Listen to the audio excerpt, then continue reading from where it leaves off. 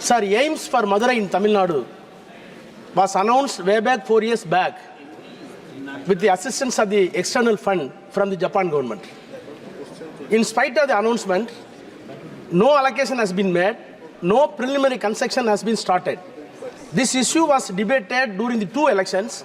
Even the Honorable Minister came to Tamil Nadu during the election campaign and he said the Tamil Nadu people are not at all feeling the real national integration.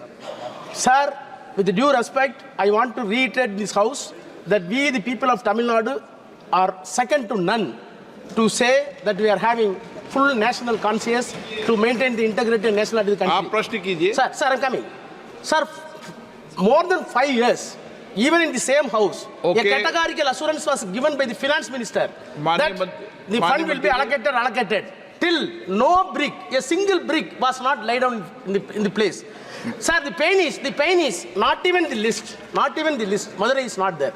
Is it the correct attitude towards the Tamil and Tamil Nadu, sir? Please clarify. We are highly disappointed. Please.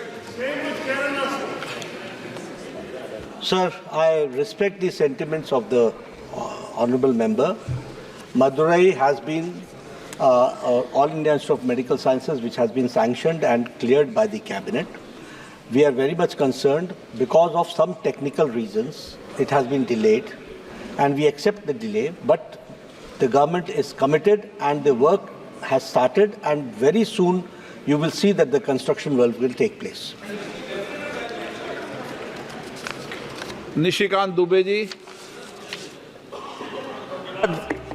अध्यक्ष महोदय, माननीय प्रधानमंत्री जी ने एक बड़ा काम किया हमारे इलाके के, जहां की एक डॉक्टर नहीं था वहां एम्स दे दिया सर, मेरे यहां देवघर में.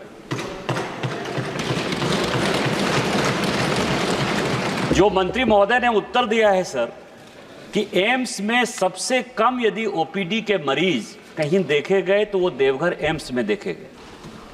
उसका कारण ये है कि जो इमरजेंसी फैसिलिटी है वो चाहने के बाद भी, मतलब मंत्री महोदय के बार बार आदेश के बाद भी वो चालू नहीं हो पा रहा है. मेरा आपके माध्यम से मंत्री महोदय से आग्रह है कि ओपीडी की फैसिलिटी हमारे यहाँ इमरजेंसी के साथ कब तक चालू हो जाएगी, तो कृपा होगी कि उसका महत्व जो है बढ़ जाएगा.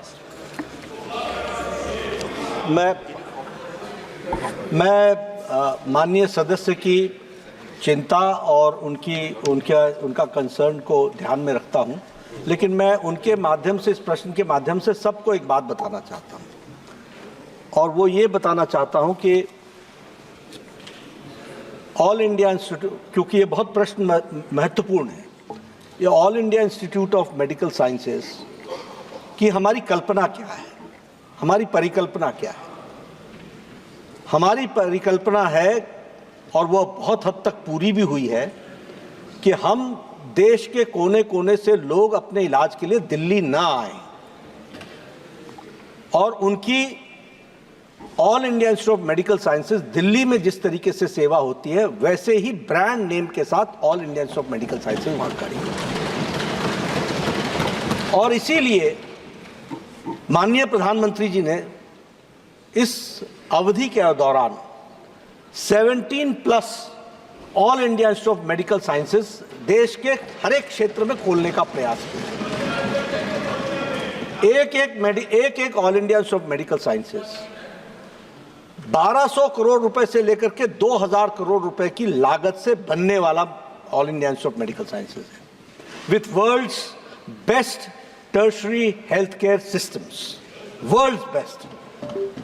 अब तीसरी बात कि ये जो हम वर्ल्ड बेस्ट स्ट्रक्चर खड़ा कर रहे हैं, मैं सबको बोलता हूं, और मैं आपके बेटर अंडरस्टैंडिंग के लिए 50s में all India institute of medical Sciences Delhi में आ गया था, लेकिन all India institute of medical Sciences की रिकॉग्निशन 70s और 80s में जाकर के हुई. Institutions are not created in one day.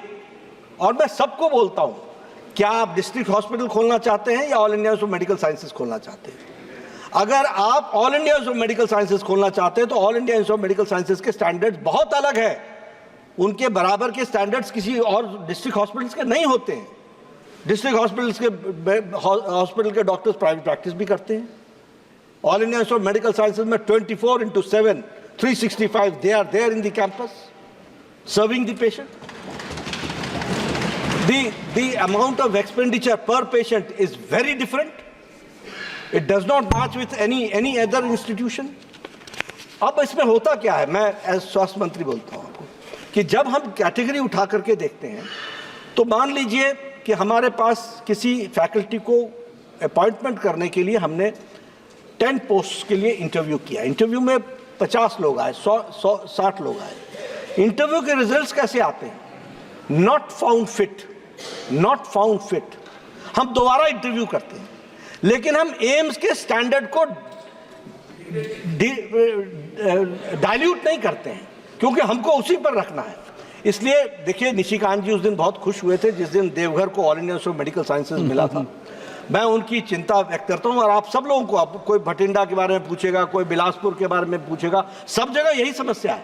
हमने तय कर रखा है, faculty will grow, it will take 10 to 15 years to become a international standard faculty of every all India Institute of Medical Sciences, और हम उसके लिए प्रयासरत हैं। इसलिए देश का आज से 60 के दशक में, अध्यक्ष महोदय आपका समय लेकर के मैं सबको एनलाइटन करना चाहता हूँ, 60s और 70s में हमारा बेस्ट डॉक्टर बोलता था, we do not have the facility in the country and that is why we are going outside. And today prime minister Modi has created 22 institutions which are world class standard, और इसलिए अब इसको भरना, hardware is there, we are trying to put software into it to the best possible, the most modern software डालने का प्रयास होगा।